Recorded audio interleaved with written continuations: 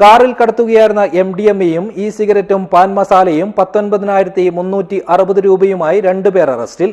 Manjeshwaram police തലപ്പാടിയിൽ നടത്തിയ വാഹന പരിശോധനയിലാണ് ഇരുവരെയും പിടികൂടിയത്.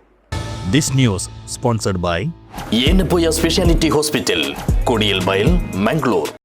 നെക്രാജ് ചെർലടുക്കം റിഫ മൻസിലിലെ അബൂബക്കർ സിദ്ദിഖ്, ചട്ടഞ്ചാൽ ദേളി കുന്നാറയിലെ പി ഹാരിസ് എന്നിവരെയാണ് Manjeshwaram police inspector PK Jijeesh, SI-മാരായ KR ഉമേഷ്, വൈഷ്ണവ് രാമചന്ദ്രൻ എന്നിവരുടെ നേതൃത്വത്തിൽ അറസ്റ്റ് ചെയ്തത്. ചൊവ്വാഴ്ച വൈകിട്ട് തലപ്പാടിയിൽ വാഹന പരിശോധന നടത്തുകയായിരുന്നു പോലീസ് സംഘം. ഈ സമയത്തെത്തിയ കാർ തടഞ്ഞു നിർത്തി നടത്തിയ പരിശോധനയിലാണ് 3.21 gram MDMA, 12 pan masala, cigarette, 19,360 രൂപ എന്നിവ പിടികൂടിയത്. അറസ്റ്റ് ചെയ്യുന്നതിനിടയിൽ പ്രതികൾ അക്രമാസക്തരാവുകയും പോലീസിന്റെ കൃത്യനിർവഹണം തടസ്സപ്പെടുത്തി സിവിൽ പോലീസ് ഓഫീസർ സജീഷിനെ മർദ്ദിച്ച് പരിക്കേൽപ്പിച്ചതായും പോലീസ് പറഞ്ഞു. മയക്കുമരുന്ന് കടത്താൻ ഉപയോഗിച്ച KL14Z7500 നമ്പർ കാറും പോലീസ് കസ്റ്റഡിയിലെടുത്തിട്ടുണ്ട്. പോലീസ് സംഘത്തിൽ ASI Sadan, civil police officer Dinesh എന്നിവരുമുണ്ടായിരുന്നു.